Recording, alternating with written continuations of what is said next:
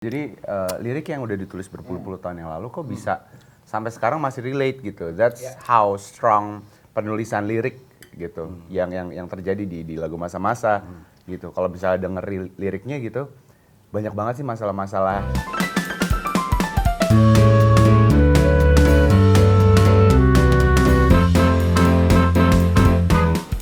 Kali ini saya Dave Hendrik menyapa teman-teman semua di Brunch with Dave, di Galeri Suite, di Raffles, Jakarta. Dan saya baru saja menikmati, ini adalah signature drinknya, Jakarta Sling. Karena hidangan brunch saya untuk menyambut tamu-tamu istimewa saya ini adalah hidangan yang juga adalah signature dishes untuk brunch program dari Arts Cafe di Raffles, Jakarta. Kenapa kita bikin seistimewa ini? Karena tamunya tuh lintas generasi. Ardhito Pramono, Erwin Gutawa, halo. Dev, apa kabar Dev? Baik. Thank you banget loh. Nah, karena kita mau makan dan kita juga telah melampaui serangkaian health screening, jadi aku akan minta Ardhito sama Mas Erwin boleh lepas masker dan kita ngobrol sambil menikmati makanannya, ya. Ini ada roti, ada tempura, kan udah ditanyain dagingnya, nanti dessertnya masih di chiller. So please enjoy. Ayo Dit. Oke. Ya, gimana Dit?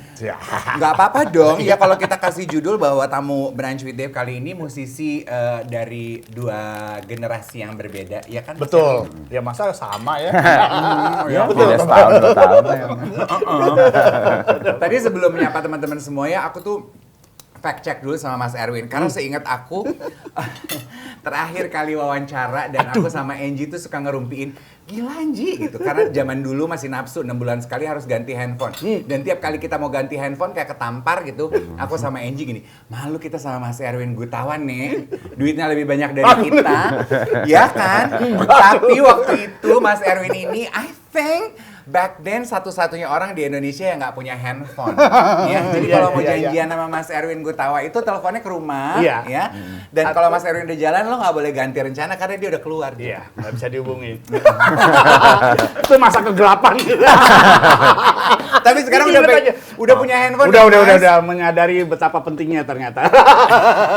Punya handphone kapan? Berapa lama yang lalu? 4 tahun lah, 4 tahunan. Baru terhitung baru dong. Baru lah ya. Jadi mau agak gaptek juga jadi mempelajari ini bisa apa ya baru dalam berapa tahun ini. Iya. Dan akhirnya kenapa bisa punya handphone dipaksa oleh atau keinginan?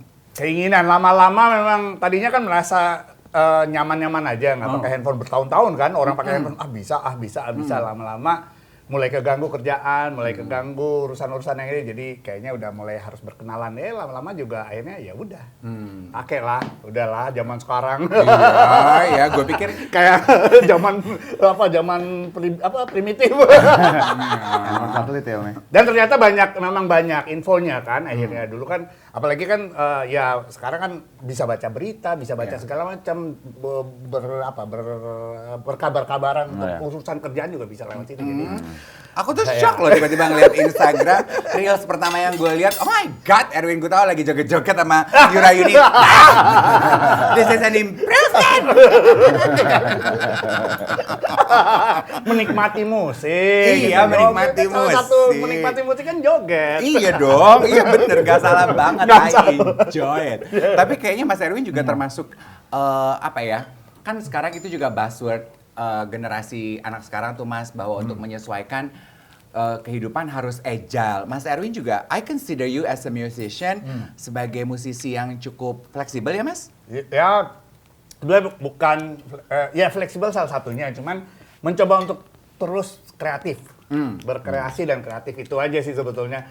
Bikin apa yang masih relate, bikin apa yang memungkinkan gue bisa masuk gitu. Nggak perlu maksain diri karena belum tentu semua, terutama di musik nggak semua yang bisa kita masukin, tapi yang gue masuk gue akan coba kerjasama, kolaborasi, bikin ini gitu kira-kira sih. Oke. Dan cukup aktif ya gitu kolaborasinya kan sebelum Ardhito. Iya toh. Jadi kayak ditunggu gitu mau ngapain lagi nih Mas Erwin gitu kan. Iya dong. Gimana akhirnya memutuskan mau kolaborasi sama Ardhito? Ya, jadi sebenarnya emang karena punya planning. Awal tahun ini gue bikin ngeluarin album yang namanya Orkestra Sinfonesia itu, which is itu adalah isinya orkestra only. Ya. Ekstrim lah ya, artinya nggak ada penyanyi, nggak ada band, nggak ada lirik, nggak ada itu. Jadi instrumental ya. Nah, abis itu setelah ngeliris itu awal tahun ini langsung gue pengen bikin lagu-lagu yang ada beatnya, ada ngebandnya, ada liriknya, terus mau kolaborasi sama penyanyi. Nah, mulai dari situ konsepnya baru dipilih-pilih itu lagunya dan milih-milih siapa yang akan jadi kolaboratornya gitu. Salah satunya Ardhito. Itu kenapa Ardhito? Karena pertama kali gara-gara milih lagu masa-masa. Kebetulan nih diskusinya sama Gita nih anak gue kan, dia di balik layarnya. Ini kayaknya bisa tuh lagunya, dulu kita manggilnya Bauken ya, Januari Kristi itu kan Bauken. Lagunya almarhumah Bauken dirilis lagi karena masih bisa tuh liriknya bagus. Kan agak jazzy gitu kan. Jadi abis itu siapa yang akan nyanyiin? Langsung keinget Ardhito. Siapa lagi gitu, anak muda, karakternya jelas, karakter musiknya. Gue nggak, kalau pribadi waktu itu nggak kenal kita kan, belum kenal beberapa. Ya tapi jelas kemampuan musikalitasnya, ya udah langsung ajak. Gitu. Waktu itu belum kenal, berarti dengan project ini jadi kenal lebih dekat gitu sama Setuju, iya. Oh, lebih dekat, iya. Jadi banyak urusan kita. Nyambung ya. Main ke tempat lu ini yang segala macam, nyambung terus. Ada kerjaan lain yang akhirnya kita bisa makin dalam, dan memang unik sih. Artinya kan kadang-kadang kita juga perlu penyesuaian kan sebagai seniman untuk bisa menyatukan ide pendapat. Tapi waktu penyesuaiannya nggak susah gitu, di studio, di workshop, di apa segala macam, enak-enak aja sih. Jadi seru lah. Kita juga pengen tahu waktu Ardhito mendengar Erwin Gutawa mau ngajak lo kolaborasi nih di lagu masa-masa, ekspresi pertama yang muncul di kepala apa? Karena gue udah tahu lagunya, gue punya kasetnya. Oh, Really? Jadi kayak yang di video klip dong, beneran? Iya, ini beneran. ajaib banget soalnya. Dia walaupun angkatannya old soul jauh banget. banget. Iya, dan didengerin Januari Kristi lah, apa, Iya. Dian Pramana Putra, apa segala macam. Dulu gue juga dibilangnya old soul sih, gitu ya. Sekarang I'm just old. Keren. Iya, jadi pas pertama kali denger akan nyanyiin lagunya almarhumah Januari Kristi yang masa-masa, aku udah tahu lagunya Om. Ya udah gampang kalau gitu. Udah. Asik. Dari situ udah jalannya lebih nyantai gitu. Aku juga nonton tuh semalam, karena kan katanya video klipnya kamu yang bikin tuh ya. Iya. Iya. Jadi itu aku nonton behind the scenes-nya kamu bikin tanpa storyboard. You just wing it gitu. Iya, kayak dokumenter style gitu sebenarnya. Oh. Gue Jadinya seru tapi ya. itu isi kepalanya dia. Iya, jadinya Kok seru. bisa ya? Hebat ya. Upgrade generasi zaman sekarang. Makanya. Buset deh, Bang. Gue sih ada 2 pertanyaan waktu nonton itu. Besok gue mau nanya ini sama Ardhito. Yang pertama, itu secara nggak sengaja ada scrunchie sebagai gelang atau Sebenarnya kan gue waktu itu rambutnya lumayan lebih panjang dari lebih ini? panjang dari ini. Memang diikat-ikat. Setelah ngikat terus habis itu kayak udah syuting. Terus kalau misalnya dilepas kayaknya continuity kan. Ya udah deh, lanjut aja deh. Jadinya Gue pikir tuh detail gitu. Gila ya, detail banget nih nuansanya gitu. Tapi ya. dari Ketidaksengajaan, flow aja iya. semuanya kayak hujan ya. Kalau Iya. kita Nah, itu pertanyaan juga. kedua tuh gue hujan. Itu tuh lu nunggu hujan atau sebetulnya tidak ada rencanakan tiba-tiba hujan terus lu manfaatkan. kita menghindari hujan awalnya. Oh. Jadi kayak tadinya mau berangkat sore gitu kan, biar hujannya hujan dulu gitu. Cuman kayaknya nggak cukup nih waktunya kalau kita ke Blok M. Terus ya udah jalan-jalan aja deh. Ternyata di Pancoran hujan. Terus kita neduh, ada orang jualan ponco, akhirnya ya udah kita beli ponco beneran gitu-gitu. ngakalin situasi, kedaruratan jadi sesuatu yang Documentary gitu. I really love documentary movie Iya, gitu. Jadi unscripted sih. movie. Iya. Unscripted movie tuh. Syutingnya berapa hari kok gue nebak 2 hari? 2 hari. 2 hari? Oh, iya, bener. Iya. Jadi yang awalnya tuh emang yang hujan-hujanan, yang emang kemana-mana. Yang hari kedua yang langsung di studionya Om Erwin. Gitu. Yang sama anak-anak. Anak-anak paduan suara itu. I see. Dan paduan suara itu juga kalian dapatkan purely di casting, dipilih khusus buat video klip masa-masa itu kan? Betul. Ada sayembaranya gitu sebenarnya. Lewat sosial medianya Ardhito. Dan itu pure masih anak-anak SMA gitu, yang emang semangatnya beda ya kayaknya sama gue gitu. Gue boleh komentarin generasi di bawah lo. Nah, gue komentarnya apa? Dia mau ngomong gitu terus sadar sendiri. Yang anak-anak SMA gitu yang semangatnya beda ya. Terus dia ngelirik ke gue, terus dia ngelirik ke lo. Dia bingung nih apa temen di meja ini. Ini semangat kita apa ya?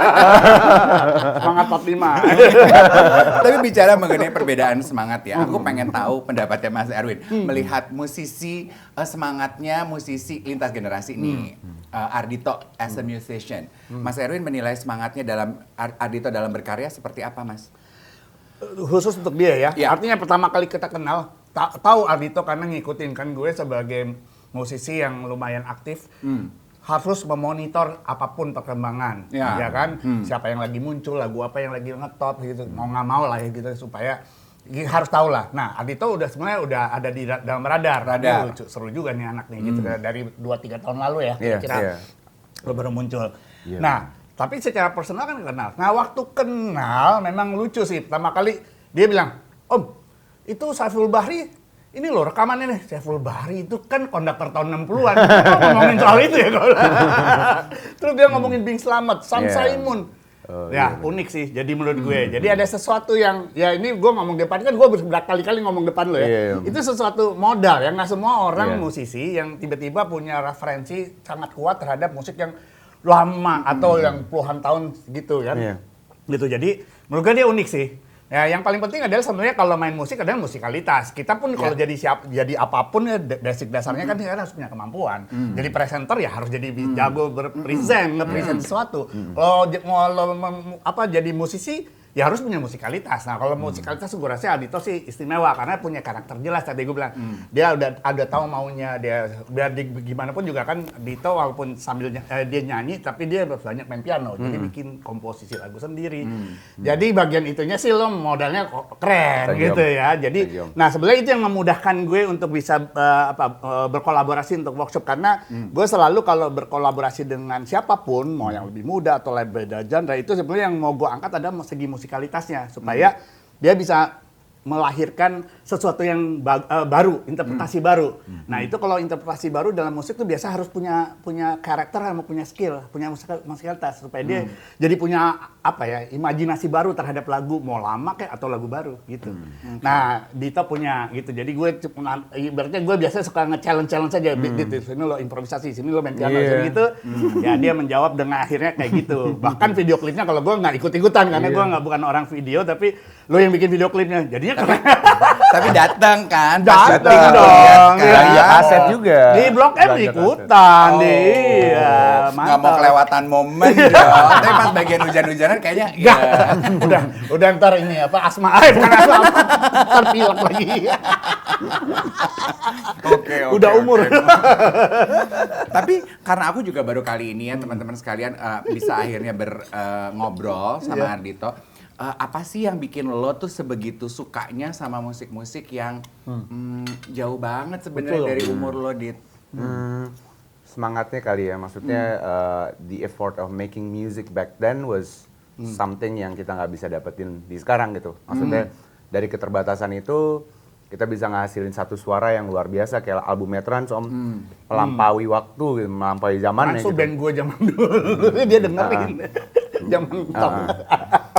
You play your card right ya. Iya, jadi kayak bahkan album Trans kalau gue bisa bilang kayak itu dicontoh sama musisi-musisi Jepang era-era city gitu pop ya? pada saat itu gitu. Maria Takeuchi, Tatsuya Mashita. Yang gitu-gitu ya? kayaknya sih Lo gitu analisanya ya. sampai kayak gitu. Sumpah lu ngebohong sama gue juga gue nggak tahu. On that part. Jadi kayak kok bisa ya musisi-musisi era-era 80-an gitu, album yang keluar era segitu melampaui zamannya pada saat itu. Mungkin dengan sekarang, dengan kemudahan yang kita punya gitu, software, kita bikin musik di kamar gitu, mungkin effort atau semangatnya nggak semembara itu gitu. Kita dikasih kemudahan tapi harus dimanfaatkan dengan baik. Gitu. Tuh ya, hidup sekarang tuh punya kemudahan banyak ya, tapi banyak yang terlena nggak memanfaatkan hal itu ya, nggak memanfaatkan kemudahan dalam hidup gitu ya. Iya. Tapi kok kayaknya daging-dagingan disentuh-sentuh, mungkin tanya dulu gimana mereka maunya ya. Break sebentar. We'll be back. Oke, obrolan Brunch with Div kita kembali lanjutkan nih teman-teman sekalian ya. Kalau tadi kan Ardhito bilang disayangkan hidup di era yang begitu mudah seperti sekarang ini, banyak yang jadi terlena gitu. Membawa ke kehidupan di pandemi nih, aku pengen tahu dari kacamatanya Ardhito nih sebagai anak muda, buat lo kita udah mulai terlena nggak sih 2 tahun ini atau terlalu jenuh? Tuh kan. Malah menurut gue lagi muncul lagi nih semangat baru untuk bikin karya-karya yang baru gitu. Karena udah ada beberapa pelonggaran gitu, teman-teman juga udah bisa bikin video klip, teman-teman film udah bisa bikin film lagi, gitu-gitu. Jadi semangatnya udah mulai ada lagi nih gitu. Menurut gue gitu sih. Kalau Mas Erwin sendiri, apa di kehidupan pribadi nih yang berubah karena corona? Jadi waktu selama corona tuh emang lumayan ternyata ngakalin untuk supaya ngapain tuh tahun lalu lumayan itu adalah gue bikin banyak konser virtual orkestra. Jadi menurut gue dulu kalau orkestra tuh kita nggak bisa main kalau nggak latihan. Kita sense kita adalah terjadi gara-gara kita denger musik lain kan. Jadi waktu pertama kali bikin konser virtual, karena virtual itu orangnya semua pemain orkestra gue bikin di rumah masing-masing. Mereka nggak denger apa-apa, mereka record pakai handphonenya mereka di rumah karena waktu itu sama sekali nggak boleh ketemu kan tahun lalu. Mereka jadi kirim-kiriman data. Jadi pertama kali dapat sense itu bahwa akhirnya stick sama kalau orkestra kan dikasih tulisan terus main lama-lama mereka bisa juga main musik tanpa harus mendengar temen-temennya. Walaupun itu awalnya susah. Kedua mengenai data kirim-kiriman. Ternyata tuh wifi sangat menentukan. Udah capek-capek gitu itu. Jadi kita tahu betapa pentingnya wifi sekarang. Atau kecepatan gitu kecepatannya gitu. Jadi nah itu lumayan jadi punya bukan merubah sih sebetulnya, jadi kayak punya skill baru. Jadi memungkinkan kita bikin sesuatu yang production entah orkestra apa segala macam, tiba-tiba ya kita bisa kerja sambil di rumah masing-masing. Tadinya nggak kemungkinan karena orkestra ya, kalau musik elektronik emang terbiasa bikin di rumah masing-masing.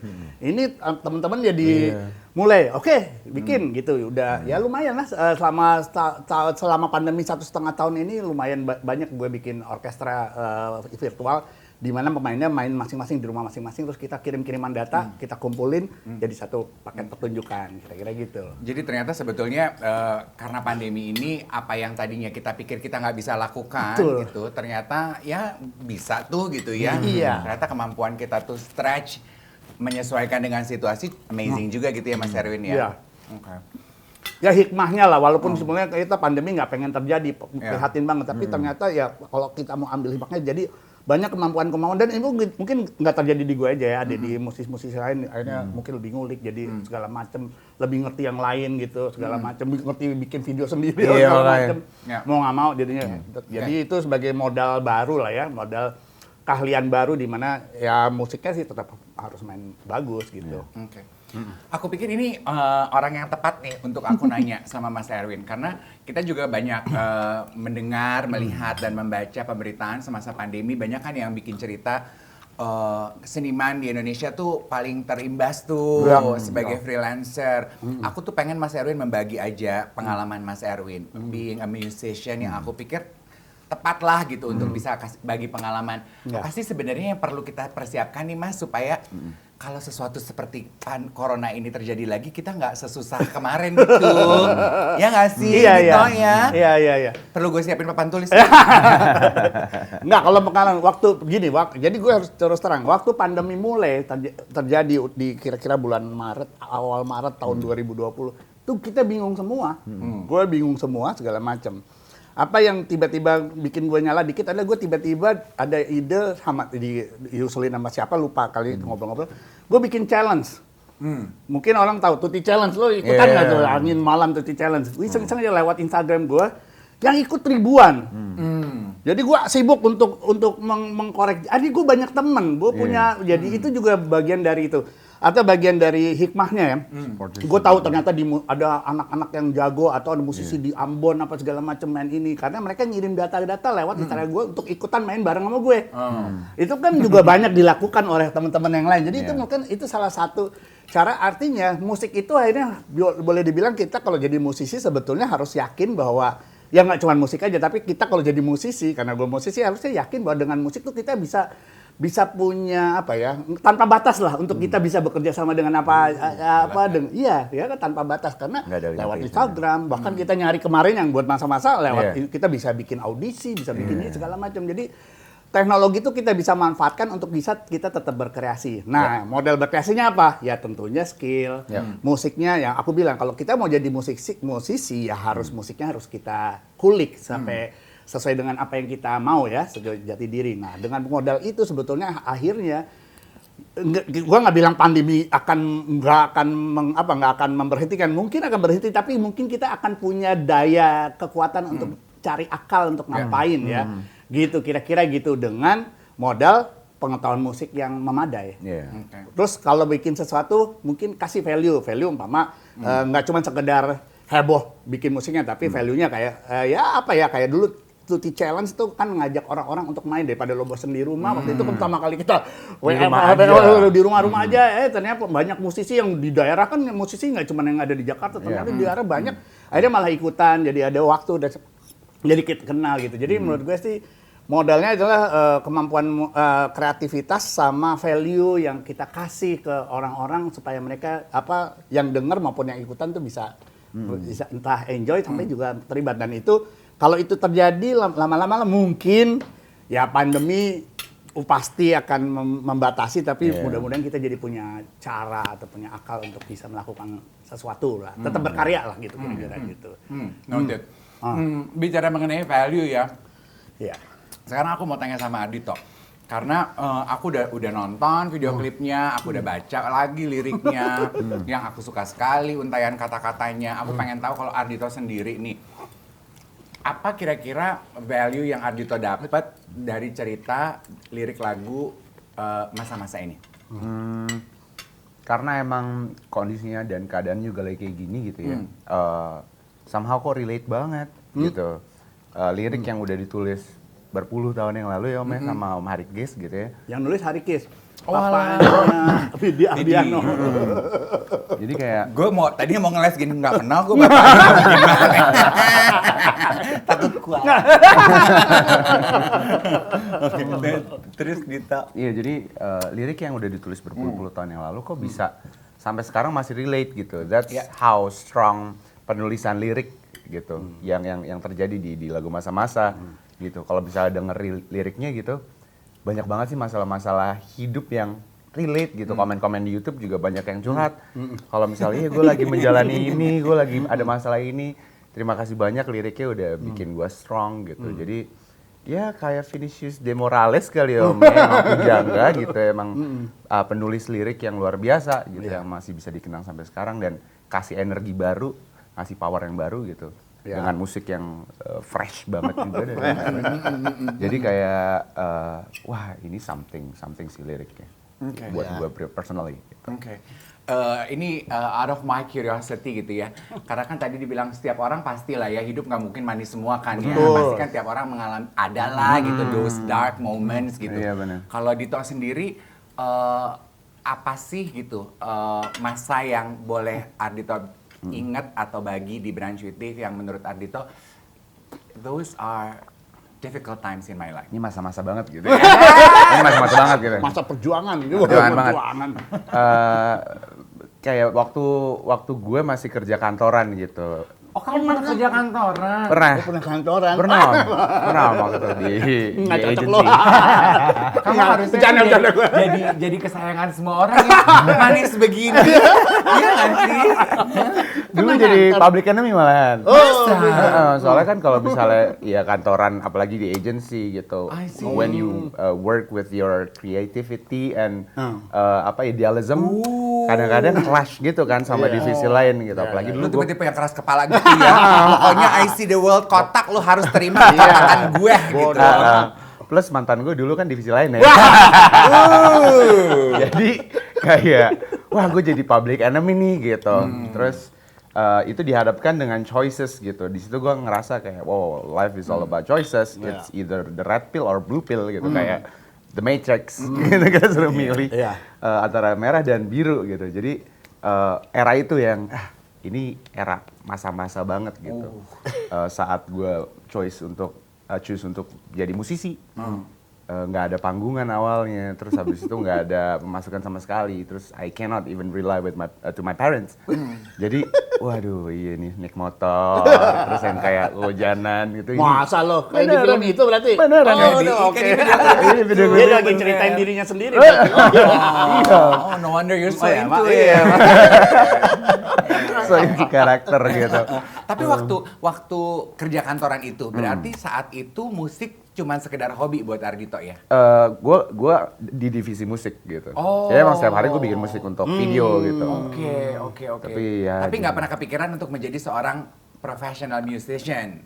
Sempat kepikiran karena gue juga nulis lagu, terus gue oper di YouTube juga, terus looking for a channel untuk bisa hangout sama musisi gitu. Cuma kenal satu musisi doang, tapi gimana caranya untuk gue bisa jadi real musician gitu, full time musician gitu.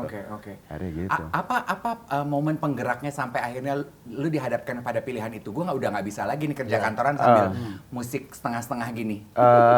When I see myself 5 years from now then, gitu kayak kayaknya gue bakalan masih di kursi yang sama, Doing the same old shit, gitu. Keren, Terus keren, kayak kalau 5 tahun lagi gue berkembang untuk menjadi seorang musisi, mungkin gue bisa ada di panggung yang jauh lebih besar gitu, atau gue bisa bekerja sama dengan musisi yang jauh lebih besar gitu. Dari situ sih semangatnya keluar. Dan gue tinggalin ruangan kantor gue resign. Berani. Oh iya, oke. Berani. Gitu. Ambil keputusan. Itu keputusan. Keren. Ya tapi kan disclosure ya bahwa keputusan itu disertai dengan perjuangan. Betul. Kan? Betul, Seperti sama lagu kemampuan. masa-masa. Sama kemampuan. Nggak modal nekat aja gitu. Gue mau jadi penyanyi tapi nggak pernah latihan nyanyi ya. Atau nggak punya kemampuan. Iya. Iya. Yang aku juga pengen tahu, Dito, berapa lama Ardhito merasa susah banget nih struggling sampai akhirnya dapat momen breakthrough yang membawa lo ke kesuksesan sebagai musisi seperti yang kita saksikan sekarang. Probably 4 years, 5 years kayaknya deh gitu. Sempat ketemu orang-orang jahat juga. Panjang loh. Banyak. Lumayan. Dalam hati gue, berarti dia mulai muda banget. Kecil banget dia mulai nih. Hebat deh lo. Iya. Gue dari kuliah udah coba bikin musik kan. Terus habis itu pas gue ngampus kan nggak ada temen yang satu perjuangan juga gitu. Karena gue ngambil film, terus teman-teman gue yang kayak very into film banget gitu. Gue doang yang punya MIDI controller gitu. Gak mau ada yang nongkrong bareng musisi gitu. Jadi kayak, pas dihitung-hitung kayaknya udah 5 tahun deh. 5 tahunan deh gitu. Karena kan gitu ya Mas Erwin ya, Iya. pekerja panggung, musisi lah dalam hal ini ya. Kita kan perlu satu momen gitu ya, yang membuat kita tuh netes gitu di dunia ini. Iya kan ya Mas Erwin ya? Iya, itu tiba-tiba cerah, ting, Iya, gitu, yang jalan. mendorong Bus, gitu, gitu. that catapult you into this world, you Iya. know. Once you have that moment, the rest is just history. Bener kan Mas Betul. Erwin, kayak komen Iya. aja gitu ya. Iya benar. Oke. That's what I felt too. Oke. Tapi orang tua nggak ada resistensi dong begitu tahu anak aku mau jadi musisi nih. Itu pertanyaan dari zaman dulu tuh. Iya, orang tua gimana? Habis ini gue mau nanya sama mau jadi orang tua aja. Kasih makan apa? Iya, orang tua gue malah sangat suportif gitu awalnya. Iya. Pas gue SMP, gue dibangunin studio gitu, yang sampai sekarang gue pakai untuk bikin musik gitu. Terus habis itu pas mau masuk kuliah gitu, udah kamu kuliah jangan di Jakarta, kuliah aja di luar. Mau ngambil apa? Mau ngambil musik gitu. Lu aja nggak bisa baca not balok kata nyokap gue. Terus kayak, ya udah gue ngambil film deh, mah gitu. Akhirnya gue ngambil film. Terus bokap gue sempat ada resistance juga. Mau jadi apa sih lo ngambil film? Gitu. Terus ya apa kek, jadi gaffer juga santai. Gaffer yang ini yang Oh ini. yang Bumen? lem-lem ini Iya. lampu Oh, gitu-gitu. kru ya? Kru gitu. Film Gaffer kru. gitu-gitu. Jadi gaffer juga santai, yang penting kan pengalaman gitu. Terus habis itu bokap, ya terserah lo deh gitu. Akhirnya gue kelarin kuliah di Sydney waktu itu. Terus Terus pas balik ke Jakarta, iya kayak film nggak bisa nih kalau misalnya nggak ada connection gitu. Akhirnya gue kerja kantoran, terus gue punya mimpi jadi musisi. Jadi musisi aja deh. Panas ya, hebat. Iya. That's the way to do it. Punya mimpi dulu, baru jalannya akan terbuka. Ya Iya. kan nggak bisa lu ngomel-ngomel nggak punya jalan, kok jalan nggak terbuka, lalu mungkin nggak punya mimpi gitu ya. Betul. Dan musiknya dia kulik. Iya. Dia down musik, bukan cuma sekedar gue mau jadi musisi, Iya. tapi lo udah ngulik dari kecil kan. Ngulik, benar. Udah bikin lagu segala Iya. macam. Jadi ya Dengerin. lagi-lagi kemampuan penting kan jadinya. Oke. Iya. Skill penting ya, skill Wawasan penting. juga. Oke, kan sekarang banyak banget nih Mas Erwin, apalagi di era digital ini ya, kayaknya semua orang pengen jadi popularitas itu menjadi keinginan hampir setiap orang, Ya. ya kan? Kalau kita kan zaman dulu mungkin kita cuma pengen cita-citanya cuma pengen makan enak, bener nggak sih? Sesusah itu Jack hidup. Kasian banget orang zaman dulu ya. Kita kasihan kita. Kita kasihan. Kalau sekarang kan makan enak udah hari-hari. Cita-citanya pengen viral. I hate that word. Viral. Iya. Aku pengen tahu karena kan Mas Erwin tidak hanya musisi aja, tapi punya you have that special gift untuk bisa melihat bintang gitu. Iya dong. Gitu ya. Ngeker sama mendidik Oh, gitu. gitu. Apa sih yang dibutuhkan untuk bisa menjadi seorang bintang dari kacamata Erwin Gutawa? Ya, jadi emang menurut gue, pelan dulu ya. Iya boleh monggo. Ini tempuranya enak sekali Betul. loh. Oke. Jadi kalau kan, jadi musik tuh harus kita letakkan menurut gue, sorry kalau agak serius, bukan serius maksudnya, tapi biar bagaimana musik itu adalah masuk dalam konteks seni, kan ya, budaya seni gitu, seni kan ada seni lukis dan segala macam. Nah kalau namanya seni itu harus ekspresi diri, kan. Ya. Jadi itu harus cerminan dari apa yang jadi apa yang kita mau atau pemikiran kita. Musik, lukisan, patung itu harus bagian dari dalam diri kita. Iya. Nah, itu jadi itu harus ekspresi diri. Nah, kedua, ketika berkarya mungkin emang pasti pertama kali dari tadi gue ngomong skill, karena kalau punya skill itu kita menjanjikan namanya kualitas. Oke. Iya dong? Kalau punya skill, kualitas akan terjamin melalui Iya, karya lo. gitu Oke. maksud gue gitu. Karena itu yang menggaranti orang percaya sama kita. Iya. Oh, lu belajar terus atau apa? Oh, pasti bagus. Beda. Udah, lama. Nah, ketika sudah bisa bikin sesuatu, katakanlah di musik itu, yang penting menurut gue juga harus pertama kali adalah memberi value terhadap karyanya. Value itu macam-macam, entah soal ya liriknya bagus atau memberikan satu genre tertentu atau ide-ide dan segala macam. Terus mungkin harus ada konsistensi juga ya. Kita tahu kan banyak juga yang bikin bagus cuma satu kali abis itu hilang. Itu berarti nggak ada konsistensi. Jadi faktor kebetulan kalau kayak gitu. Nah, gitu. Jadi kayaknya itu, nah kalau itu kita bisa Faktor kerjain. kebetulan berarti kalau nama-nama itu entry di Wikipedia-nya kebetulan karena menjadi penyanyi gitu ya. Iya, Karena kalau Gas nggak Bumbeng konsisten, cuma iya, sekali cuma aja. sekali hilang itu. Udin. Ya, kebetulan. Nah, yang paling gue bilang harus bisa ini adalah ketika kita ngelakuin itu adalah kita insya Allah akan dapat respect. Ya. Dari sesama musisi, sesama orang di keluarga, atau di luar lingkup kita. Nah, kalau itu respect kita dapat, alhamdulillah sih sebetulnya itu akan menjadikan kita lebih lebih lama lah kita bisa eksis, lebih bisa lakuin sesuatu segala macam. Dan itu yang kayaknya emang tugas kita sebagai seniman salah satu selain bikin karya adalah kita harus dapat respect dari orang yang menikmati karya kita atau teman-teman kita atau orang luar yang gitu. Jadi itu penting tuh. Wow, that's powerful banget ya. Iya. Karena mungkin kita nih sebagai penikmat cuma Iya. mikirnya tugas seniman itu dia punya keresahan, panggilan jiwa, dituangkan melalui karya, that's it, berhenti sampai di situ. Kata Mas Erwin, enggak. Lu juga sebagai musisi itu harus mendapatkan respect melalui karya lu dari surroundings dan peers lo. Iya dong. Itu yang membuat lo bertahan, itu yang membuat lo punya nilai. Semangat baru juga. Iya, itu yang membuat kita pengen bikin lagi. Iya. Wah. Iya kan, bikin kan. Candunya di situ. Gitu. Oke. Ya. Waduh, daging ya obrolannya ya. Oh ya. Kita break dulu. Aku tanya udah mau dessert atau tempuranya belum ya? Ini gue tadi udah dikit, Oh, tapi udah? belum pakai bumbu. Oke, cobain. Atau udah siap dessert aku keluarin abis ini. Terserah. Boleh Ya, boleh. Oke. Nah, ini dessertnya sudah hadir. This is blood orange miniature. Monggo, thank you. Ardhito. Silahkan dinikmati. Pakai tangan juga boleh, bebas aja. Ya. Buat penguasa Blok M yang dari di video klip ya. Penguasa Blok M. Preman Blok M. Dia 2 harian penuh loh di Blok M. Udah gitu kayaknya di video klip tuh dia, kayak he knows everyone there. Besok gua ke Blok M, gua mau nyebut namanya dia. Gua mau cari kaset, Ardhito send me. Preman dia ada. Jadi di Blok M itu masih banyak ya rupanya ya? Masih banyak banget. Jual kaset, Buat kaset, buku. buku bekas, terus pemutar kasetnya. Ada Adi Twins di sana, ada Om Omen. Ya, Heeh. itu orang-orang gila sih sebenarnya. Iya, Maksudnya iya. kan biar bagaimanapun Indonesia tuh pernah mengalami jayanya masa kaset. Nggak semua negara Yes. loh.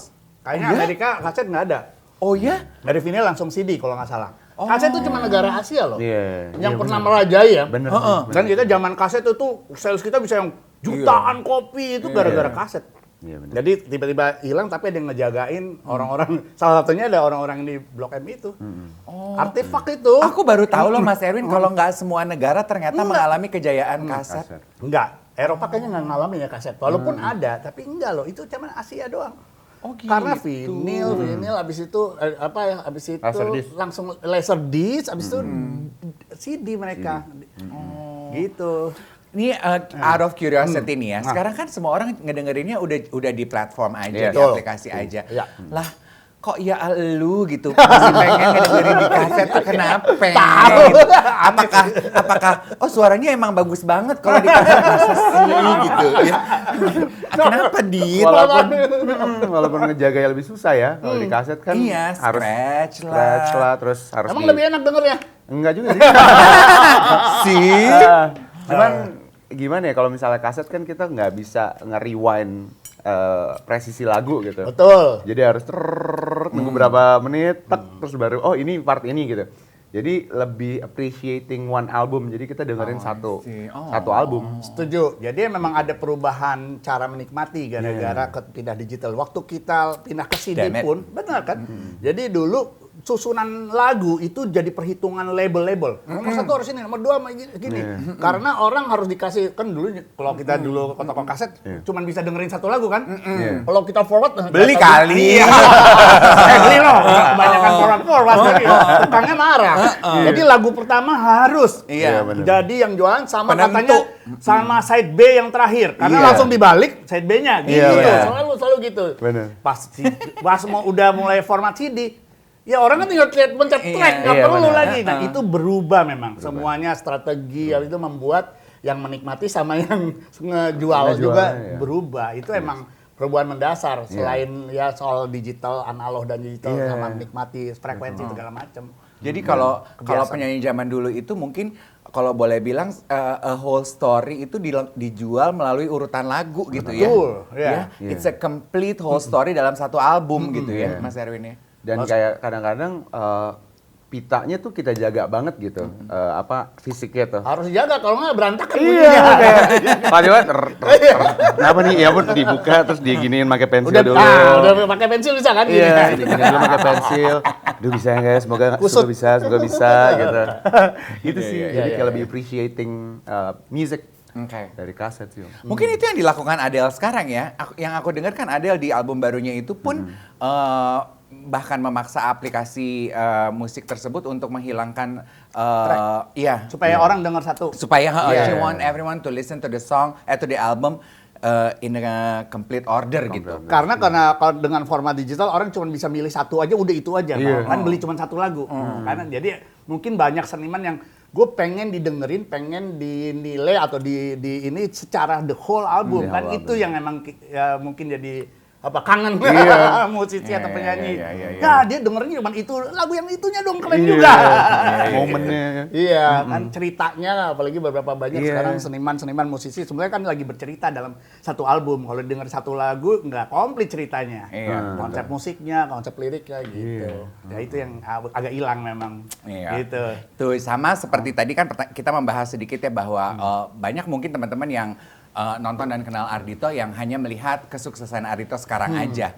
Tapi mungkin nggak banyak yang tahu dan bisa appreciate backstory perjalanan ceritanya kalau nggak kayak tadi diceritain. Sama kayak milih lagu aja di track ya. Lu cuma milih lagu yang lo doyan aja, iya kan? Iya. Bener. Ardhito sekarang ini pernah ketemu nggak temen yang dari zaman kerja dulu gitu, terus yang akhirnya ih gila, you made the right choice. Baik gue deh. Kok dulu gue gak ikut lo sih? And pursuing your dream.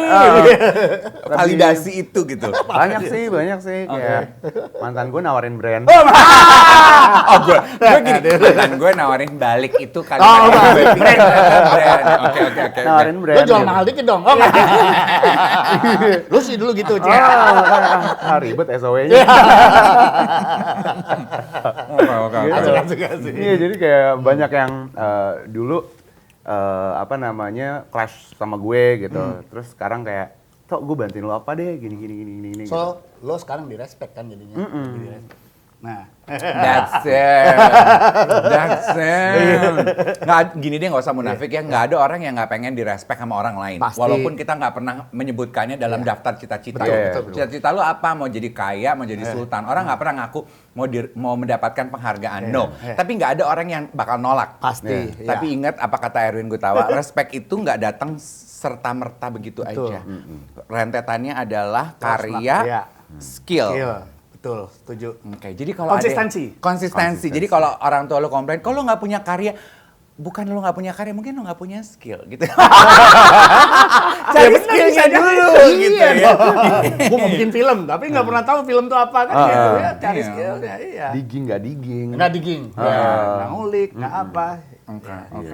Oke, sekarang bicara mimpi ya. Karena kita nih ditutup tahun 2021, ya ini akan menjadi pertanyaan terakhir kita untuk kedua tamu istimewa kita untuk Ardhito. Mimpi apa yang Ardhito inginkan, say 5 tahun ke depan deh? Oh wow, 5 tahun ke depan mungkin lebih recognizing, bikin musik Indonesia itu lebih Indonesia gitu, nggak yang melulu lagu bahasa Inggris yang naik gitu. Emang gue juga pelaku musik dan penulis lirik bahasa Inggris gitu. Cuman kayak pas gue ngelihat Brazilian music gitu, bahasa Portugis, kenapa mereka sangat dihargai sampai gue belajar bahasa Portugis gitu. Gue pengen bahasa Indonesia tetap ada di sana, Menjadi tuan rumah di negaranya sendiri. benar, dan musik Indonesia tetap majunya mendunia gitu dengan bahasa Indonesia. Oke, pause on that. Kenapa sih, gue juga pengen tahu, kenapa sih musisi-musisi tuh demen banget, atau mungkin lebih dapat feel-nya ya, tulis lagu pakai liriknya bahasa Inggris? Apa lebih asik gitu, apa lebih gimana sih? Coba deh, gue pengen tahu. Kalau emang lebih asik, gue juga pengen gitu, biar asik gitu Mas Erwin. Iya. Ya kan? Coba jawabnya aja. Ini, I purely wanna know. Kalau gue ada beberapa lagu yang emang porsinya bahasa Inggris gitu. Kayak ada lagu gue yang kalau misalnya diterjemahkan bahasa Indonesia, kayaknya cheesy banget ya jadinya gitu. Jadi berawal dari proses, gue awalnya dari proses bikin lagu. Kalau misalnya hummingnya udah pakai bahasa Inggris, kayaknya harus Inggris dia lagunya gitu. Cuman kalau misalnya emang niatan untuk menuturkan dari lirik itu bercerita dengan bahasa Indonesia yang baik dan benar gitu, niscaya akan keren gitu lagunya menurut gue. Hummingnya juga bahasa Inggris. Iya, tapi gini, musik itu udah bahasa universal Iya. sebetulnya. Jadi Iya. lo menyampaikan apapun sebetulnya asal orang bisa menikmati dan menghayati dengan bahasa apapun, orang akan terasa. Yes. Seperti kayak tadi cerita lo bilang, Mbak, kita kalau dengan Antonio Carlos Jobim itu kan Iya. kita nggak ngerti bahasa Portugis apa, tapi ini lagu cinta keren banget gitu kan, Sakit gitu. hati ya gue dengernya gitu. Jadi sebetulnya basicnya sebenarnya lagi-lagi musiknya tuh harus keren juga. Gue musisi banget. Sorry. Nggak apa-apa. Ya mau sekeren liriknya kalau nggak ada lagunya atau lagunya anyep ya anyep aja kali ya. Jadi nggak masalah. Ya. Oke, sekarang Mas Erwin deh, apa nih 5 tahun ke depan? Waduh. Mimpi dekat. Udah terlalu apa ya? senior, nggak senior, bukan senior. Jadi gini, gue mungkin mimpinya udah bukan terlalu personal lagi. Of course gue sebagai musisi pasti pengen banyak, masih pengen berkarya lah ya, pengen bikin kolaborasi sama Yura, kalau Ardhito, dan masih akan ada kelanjutan. Gue akan berkarya dengan orang-orang hebat yang generasinya mungkin di bawah gue. Tapi gue tuh mimpi gue tuh dari mungkin udah 10 tahun ya, gue selalu punya keyakinan bersama Gita sih bahwa orang Indonesia itu diberi gift bakat untuk seni itu luar biasa. Makanya gue tuh mulai selalu dengan anak-anak. Gue punya proyek di atas rata-rata. Jadi gue mimpi banget tuh Indonesia tuh musiknya tuh gila banget karena sebetulnya potensi kita hebat. Gitu. Hebat banget anak-anak Indonesia bertebaran di seluruh Indonesia dari main band, main orkestra, main alat tradisi dengan segala macam itu. Jadi gue mimpinya Indonesia ini kalau itu potensinya diangkat semua, itu kita bangsa yang besar seni budayanya. Itu nggak ada yang ngalahin, karena cuman itu kalau kita ngelawan bikin roket, kalian udah ketinggalan puluhan tahun kali ya. Tapi lewat seni budaya itu kita tiba-tiba bisa menjajah. Sorry ya, boleh ditiru kayak Korea Selatan sih. Tiba-tiba kemarin menang American Award kan, Music Award. Itu salah satu bentuknya, tapi kalau gue karena Indonesia punya cara yang lain tetap lewat seni budaya dan kita punya potensi yang sangat kuat. Jadi gue mimpi banget kalau tiba-tiba nanti Indonesia itu tiba-tiba seniman-senimannya nggak cuma musik ya, tiba-tiba bertebaran di seluruh dunia, penari, pelukis, perupa, musisi, penyanyi tiba-tiba bertebaran di dunia karena memberi pengaruh yang kuat terhadap kebudayaan dunia. Mimpi gue itu. Dah. Wow. Kalau kita belum menyadarinya ya, ingat di sini Mas Erwin yang bilang pertama kali kekuatan orang Indonesia itu adalah seni budaya. Betul. Benar sekali. Oh my God, thank you so much Mas Erwin Sama-sama, Ardhito. Thank you so much for sudah memenuhi undangan kita. Makasih juga dengan makanan yang enak banget. Thanks to Chef di Raffles Jakarta. Thank you so much teman-teman sekalian. Terima kasih sudah menyaksikan. Kita ketemu episode berikutnya. Setelah ini jangan bubaran dulu yang belum nonton video klipnya masa-masa. Yes. Melirik ya. Habis ini kita janjian cari kaset di Blok M. Bye everyone.